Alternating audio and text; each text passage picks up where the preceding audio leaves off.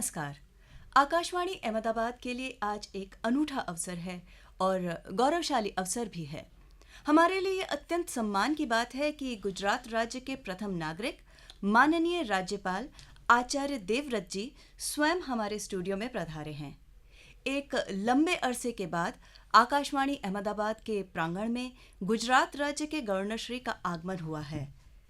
महर्षि दयानंद सरस्वती के सिद्धांतों से प्रेरित समर्पित आर्य समाजी आचार्य श्री देवव्रत जी शिक्षाविद, योग्य शास्त्री, प्रकांड विद्वान तो हैं ही, आप प्रखर प्रकृति प्रेमी भी हैं और पारंपरिक कृषि पद्धतियों के प्रबल पक्षधर भी हैं। मित्रों, प्राकृतिक खेती प्रमुखता से प्रकृति के प्रचुर प्रयोग पर आधारित होती है। भारतीय समाज, जो कि मूल रूप से कृषि समाज है, सदियों से यह पारंपरिक प्राकृतिक किसानी करता रहा है। प्राकृतिक खेती वह खेती है जिसमें खुली जगह, पारंपरिक औजार इस्तेमाल होता है। पारंपरिक खेती में कई पीढ़ियों के हम अनुभव से संचित ज्ञान और बुद्धि का इस्तेमाल किया जाता है। स्वदेशी ज्ञान और तकनीकों के बल पर हम अपने आसपास में ही उपलब्ध संसाधनों का महत्तम उपयोग कर हम प्रकृति के साथ समन्वय कर सकते हैं। हमारे आज के आदरणीय अतिथि माननीय गवर्नर श्री प्राकृतिक खेती के न केवल समर्थक हैं, आप स्वयं बहुत बड़े ज्ञाता भी हैं। आज हमारे साथ हमारे आकाशवाणी के श्रोता भी लाभान्वित हो गए आपके ज्ञान से। सर, आकाशवाणी यानी रेडियो एक ऐसा माध्यम है जिसके साथ हम सब की बहुत सारी स्मृतियाँ जुड़ी हुई हैं।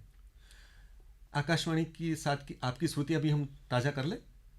जरूर सांधानी साहब, मैं जब 6 क्लास में पढ़ता था जी, 1971 का वो काल था जब पाकिस्तान के साथ हमारा युद्ध हो रहा था जी तो ऐसे समय मेरे को बहुत अच्छी तरह याद है जी, हमारे बड़े नेता आकाशवाणी से राष्ट्र को संबोधित करते थे।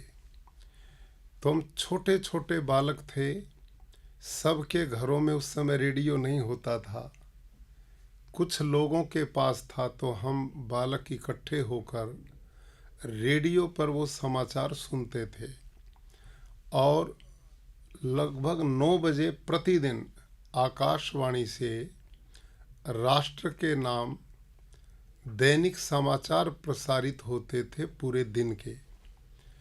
तो वो मेरे को आकाशवाणी से ही सुनने की आदत पड़ी थी जी। और रेडियो के प्रति उस काल में बहुत आकर्षण होता था। कुछ जवान लड़के गले में रेडियो लटकाए घूमते थे, गाने भी सुनते थे और जो गतिविधियां पूरे राष्ट्र की थी वो जानकारी केवल आकाशवाणी रेडियो के माध्यम से ही उस समय होता था, जिससे मैं भी जुड़ा रहा। तो सर, ये तो हम सब की बहुत मधुर स्मृतियां हैं रेडियो की, बचपन की, और हम सबका बचपन, खास करके हमारी पीढ़ी का बचपन रेडियो के साथ बीता है। अब हम चलते हैं उस विषय की ओर जो आपकी विशेषज्ञता है। अभी कुछ वर्ष पहले तक हम ऑर्गेनिक फार्मिंग यानी जैविक खेती की बड़ी चर्चा सुनते थे और हर चीज़ में ऑर्गेनिक शब्द जोड़ना एक फैशन सा बन गया था। लेकिन अब हम सुनते हैं कि प्राकृतिक खेती ज़्यादा अच्छी है। तो ये ऑर्गेनिक फार्मिंग और प्राकृतिक खेती, जैविक खेती और प्राकृतिक खेती, इनमें अंतर क्या है? दीप शिखा जी, आपने बहुत अच्छा प्रश्न किया है, क्योंकि मैं अनुभव करता हूँ कि बड़े बड़े एग्रीकल्चर साइंटिस्ट और सामान्य जन से लेकर बड़े बड़े लोगों को भी इस बात का अच्छी तरह जानकारी नहीं है कि प्राकृतिक खेती और जैविक खेती में क्या अंतर है। वो प्राकृतिक खेती को भी जैविक ऑर्गेनिक ही मानते हैं और इसका हमारे साथ ऐसा मानने से बड़ी अनहोनी होती है।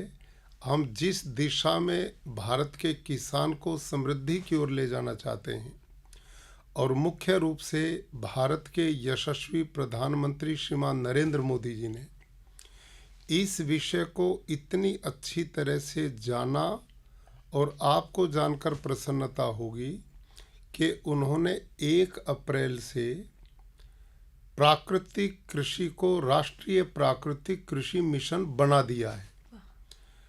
और इसकी आवश्यकता इसलिए पड़ी कि जैविक खेती हमारी केंद्र सरकारें और प्रदेश सरकारें पिछले लगभग 30-40 सालों से उसको प्रमोट करती रही, लेकिन जैविक खेती के मॉडल पूरे देश में कहीं आज तक भी स्थापित नहीं हो पाए। और मैंने स्वयं जैविक खेती अपने हाथों से की है। जैविक खेती में पूरा उत्पादन नहीं मिलता। दूसरा, उसमें परिश्रम मेहनत भी कम नहीं होती। तीसरा, उसमें किसान के खर्चे भी कम नहीं होते। अब न उत्पादन पूरा मिले, ना खर्चे कम हो, ना मेहनत कम हो, तो ऐसी खेती लोगों के लिए लोकप्रिय हो ही नहीं पाई। और अब भी हमारे कुछ साइंटिस्ट कहते हैं, क्योंकि उनको प्राकृतिक खेती की जानकारी नहीं, मैं प्राकृतिक खेती की बात करता हूँ तो वो कहते हैं कि यदि हमने प्राकृतिक खेती अपनाई तो हमारी वही स्थिति होगी जो श्रीलंका की हुई है। लेकिन मैं इस बात को मानता हूँ, यदि जैविक खेती करोगे तो वही स्थिति होगी जो श्रीलंका की हुई, मैं भी मानता हूँ जी। लेकिन प्राकृतिक खेती ऐसी कृषि है जिसमें उत्पादन घटता नहीं और खर्चा न के बराबर होता है, और यह कृषि किसान के लिए लाभकारी है, क्योंकि इस खेती में इनपुट्स बाहर से डालने की आवश्यकता नहीं है। जबकि रासायनिक खेती और जैविक खेती दोनों में इनपुट्स बाहर से खरीदने पड़ते हैं, उससे किसान की लागत बढ़ती है, खर्चा बढ़ता है। और जैविक खेती और प्राकृतिक खेती में जो बहुत बड़ा अंतर है वो ये है कि भारत के खाद्यान्न भंडार को भरने के लिए 2 फसलें मुख्य रूप से योगदान देती हैं, एक गेहूं और एक चावल। यदि हमने प्रति एकड़ गेहूं और चावल की भरपूर फसल लेनी है तो 1 एकड़ में 60 किलो नाइट्रोजन की जरूरत पड़ती है। तो यदि रासायनिक खेती करते हैं तो बाजार में जाइए और वहाँ यूरिया डीएपी खरीदो, 1-2 महीने के अंतर से खेत में डालो, 60 किलो पूरा करो तो उत्पादन भी पूरा हो जाता है जी। लेकिन जैविक खेती में 60 किलो नाइट्रोजन पूरा कैसे हो सकता है? 1 टन गोबर की खाद में ओनली 2 kg 2 किलो नाइट्रोजन है। 1 टन गोबर की खाद में 2 किलो नाइट्रोजन है और हमें चाहिए 60 किलो। तो इसका मतलब किसान प्रति एकड़ 300 क्विंटल गोबर की खाद डालेगा तो 60 किलो नाइट्रोजन पूरा होगा, तो उत्पादन भी पूरा होगा। अब मैं किसान भाइयों से पूछना चाहता हूँ कि 300 क्विंटल गोबर की खाद क्या आज उपलब्ध हो सकती है? इतना पशुधन देश के पास में है कि जो प्रति एकड़ इतना गोबर की खाद डाली जा सके? नंबर 1। नंबर 2, इतनी गोबर की खाद यदि डालनी भी पड़े और डाले भी कोई तो कितना पशुधन चाहिए? 30-40 एकड़ एक, पशु 40। किसान परिवार पालेगा या पशु पालेगा जी। दूसरा, कृषि वैज्ञानिक कहते हैं कि कोई किसान 300 क्विंटल गोबर की खाद नहीं डाल सकता तो 150 क्विंटल वर्मी कंपोस्ट भी जैविक खेती में उतना ही काम करेगा। अब मैं उन सज्जनों से पूछना चाहता हूं कि 300 क्विंटल के लिए 40 पशु चाहिए तो 150 क्विंटल के लिए 20 चाहिए, तो 1 एकड़ में 20 पशु कैसे किसान पालेगा और परिवार कैसे पालेगा? नंबर 3, इतनी गोबर की खाद जब पड़ेगी तो उसमें nitrous oxide, methane, carbon dioxide, ये तीनों ही गैसें पर्यावरण को बिगाड़ने में बहुत बड़ा योगदान करती हैं। ये सारी ही जैविक खेती से पैदा होती हैं। ये पर्यावरण के लिए भी हानिकारी है। अगली बात, जब इतनी गोबर की खाद किसान खेत में डालता है तो उसमें निंदामण, खरपतवार, वीड्स इतना पैदा होगा कि किसान की पूरी लेबर उसमें लग जाएगी। तो ये है जैविक खेती। और अगली बात जो अनुभव में आई है, खेत में 2 प्रकार के जीवाणु हैं, एक मित्र कीट हैं एक शत्रु कीट है। शत्रु कीट का भोजन मित्र कीट से बिल्कुल डबल है। जब इतना गोबर की खाद हम देते हैं तो शत्रु कीट को भरपूर भोजन मिलता, तो वो बढ़ेगा तो बीमारियां बढ़ेंगी, मित्र कीट को खा जाएगा। तो ये सब चीज़ें ऑर्गेनिक फार्मिंग के दुष्परिणाम हैं, और इसमें न उत्पादन पूरा मिलता, न खर्चा कम होता, और न किसान की मेहनत कम होती। जबकि प्राकृतिक खेती क्या है? हम सभी जंगल में जाएं, जी, देखते हैं हजारों तरह के पेड़ पौधे हैं। उन जंगल के पेड़ों को यूरिया कौन देता है? डीएपी कौन देता है? गोबर की खाद कौन देता है? पानी कौन देने जाता है? कीटनाशक कौन डालता? कोई भी नहीं डालता। और जंगल के पेड़ जब समय आता तो फलों से लग जाता है। और जंगल के पेड़ के किसी भी पत्ते को तोड़िए, लेबोरेटरी में ले जाइए, प्रयोगशाला में, उस पर रिसर्च करें, उसमें phosphor, zinc, potash, magnesium, iron, copper आदि भरपूर मात्रा में है। किसी भी पोषक तत्व की कमी नहीं है। जब प्रकृति इन सब चीज़ों के बिना सारी अपनी आवश्यकताएं पूरी कर लेती है, तो मैं जो प्रचार कर रहा हूँ, जो नियम जंगल में काम करता है वही नियम खेत में काम करे, इसका नाम प्राकृतिक खेती है। प्राकृतिक खेती शुद्ध सूक्ष्म जीवाणुओं की खेती है। ये अळसिया, अर्थवर्म, केचुआ और सूक्ष्म जीवाणु जितना धरती में बढ़ेंगे, ये पौधों के भोजन बनाने का ही काम करते हैं, और जंगल में यही नियम काम करता है। तो हम प्राकृतिक खेती में न लागत बढ़ती है, न उत्पादन कम होता है, जी, और किसान समृद्धि की ओर बढ़ेगा। तो ये दोनों का मुख्य रूप से अंतर है। तो यानी सर आपने बहुत अच्छी तरह से बता दिया कि प्राकृतिक खेती हमें क्यों अपनानी चाहिए। आपने बहुत अच्छी तरह से समझा दिया। जी, तो हम, क्योंकि अभी शहरीकरण का तो विस्तार हो रहा है, कंक्रीट के जंगलों का फुटप्रिंट बढ़ रहा है, तो विशेष करके शहरों और फ्लैटों में रहने वाले लोग प्राकृतिक खेती को कैसे अपना सकते हैं? गांव के तो लोग ज़रूर प्रयास करेंगे, लेकिन हम लोग जो फ्लैट में रह रहे हैं छोटे छोटे दड़बों में। ये भी आपने अच्छा प्रश्न किया है। देखिए, हर व्यक्ति का जीवन बहुत बहुमूल्य है। हमारा स्वास्थ्य ठीक है और हम निरोग हैं, तो ये व्यक्ति की सबसे बड़ी उपलब्धि है। ऐसा व्यक्ति जो स्वस्थ व्यक्ति है, वो परिवार के लिए, समाज के लिए, राष्ट्र के लिए अधिक से अधिक योगदान कर सकता है। आवश्यकता आविष्कार की जननी होती है। जी। तो जितने हम फ्लैट्स में रहते हैं, शहरों में रहते हैं, वो लोग अब भी भोजन तो लेते ही हैं, जी, साग भाजी भी खाते हैं।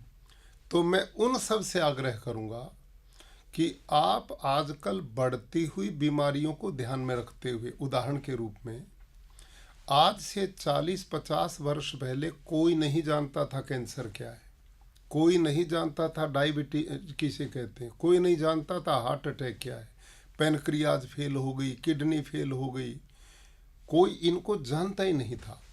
30 साल पहले कोई पानी की बोतलें लिए नहीं घूमता था, कहीं भी हम पानी पीते थे। तो ये सब रासायनिक खेती का जो दुष्प्रचार इतना लंबा चला है देश के अंदर, उसका परिणाम पानी प्रदूषित हो गया, हवा लेने की बची नहीं।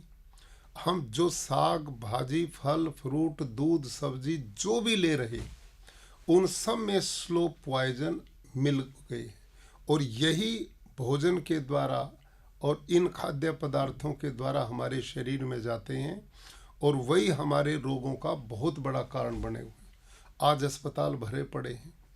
हम सब का कितना पैसा बीमारी में जा रहा है। उदाहरण के लिए, भगवान न करे, जिस घर में एक कैंसर का रोगी हो जाता है, पूरे परिवार की नींद समाप्त, जितना धन है वो समाप्त, घर में पूरी अशांति। आज छोटे छोटे बच्चों को कैंसर है, छोटे छोटे बच्चों को डायबिटीज है, छोटे छोटे बच्चों को हार्ट अटैक हो रहे हैं। ये अनायास थोड़ा ही है। कारण के बिना दुनिया में कार्य नहीं होता। और उसका बहुत बड़ा कारण ये है, आज गाय भैंस के दूध में भी यूरिया मिल रहा है, माँ के दूध में भी यूरिया मिल रहा है। आज जो हम खा पी रहे हैं किसी भी रूप में, सब खाने के द्वारा ये स्लो पॉइजन यूरिया, डीएपी, कीटनाशक का हमारे शरीर में जा रहा है। तो जो शहरों में रहने वाले लोग हैं, उन्होंने भी इस बात के लिए स्वयं चिंतन करना चाहिए कि अपने घरों में जो भोजन आहार लें वो प्राकृतिक उत्पाद का ही प्रयोग करें। एक बात। नंबर 2, कुछ सब्जियां, वेजिटेबल्स ऐसी हैं जो गमलों में भी छत पे की जा सकती है जी। थोड़ी सी भी स्पेस घर में उस पे भी की जा सकती है। दूधी, घिया लौकी हो सकती है, आजकल तोरी हो सकती हैं। ऐसी और भी बेल वाली चीज़ें जो घर में काम कुछ किया जा सकता है। और ये उसमें हमारा जीवामृत, घन जीवामृत का प्रयोग जो आजकल हमने पांजरापोल गौशालाओं में प्रदेश सरकार के सौजन्य से भारत सरकार के द्वारा अब ये मिशन बढ़ाया जा रहा है और ये चीज़ें उपलब्ध हो रही। तो इस चीज़ का हम सब ध्यान करेंगे, खान पान का, तो इससे स्वास्थ्य का लाभ होगा और आप अधिक से अधिक परिवार समाज के लिए अपना योगदान दे पाएंगे। यानी सर ये हम सबकी जिम्मेदारी है, ऐसा हम कह सकते हैं जी। सर, आप खुद शिक्षाविद हैं, तो हमारे अभिभावक के लिए, हमारे विद्यार्थियों के लिए और शिक्षकों के लिए आपका क्या संदेश है सर? देखिए, मैं लगभग 45 वर्षों से शिक्षा के साथ जुड़ा रहा हूँ और मैं इस समय 4 गुरुकुल चलाता हूँ। लगभग 5000 बेटे बेटियाँ उनमें पढ़ते हैं और वो सभी आवासीय हैं। उस अनुभव के आधार पर मैं सब माता पिता से एक आग्रह करूँगा कि हम गृहस्थ लोगों की सबसे बड़ी पूंजी हमारी संतान है। प्रत्येक माता पिता अपने जीवन में जो भी भावी लक्ष्य को लेकर काम करता, वो अपनी संतानों के सुख, समृद्धि, उन्नति, प्रगति के लिए करता है।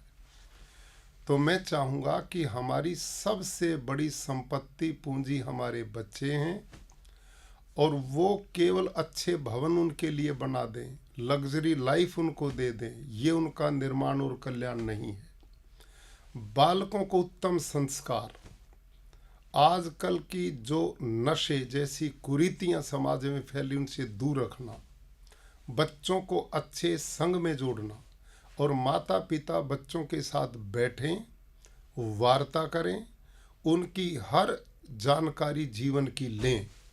और बालकों से भी मैं आग्रह करूँगा कि कोई भी बेटा बेटी ये अनुभव जरूर करे कि आपका दुनिया में सबसे यदि हितकारी कोई है तो माता पिता है, दूसरे बाद उसके गुरुजन हैं।